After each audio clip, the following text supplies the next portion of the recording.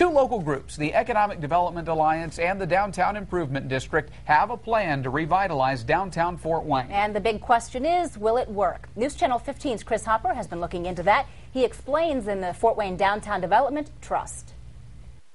The Alliance and DID officials believe they have a plan that will revitalize downtown Fort Wayne.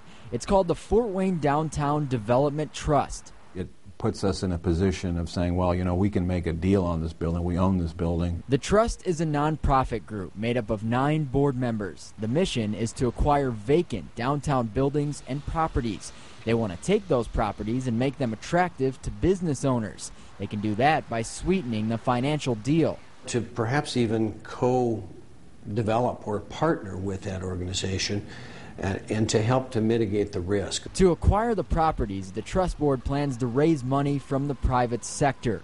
Owners can also donate property as a tax write-off. You might think the down economy would be a hindrance to this project, but it's actually what makes it possible.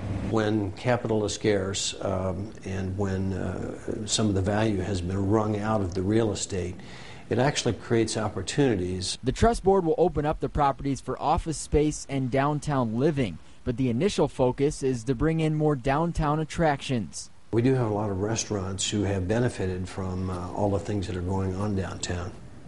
So restaurants are often a sector that comes back. Make it more attractive for you to be downtown. People like to be where the action is. They like to be someplace where there's other people. In Fort Wayne, Chris Hopper, News Channel 15.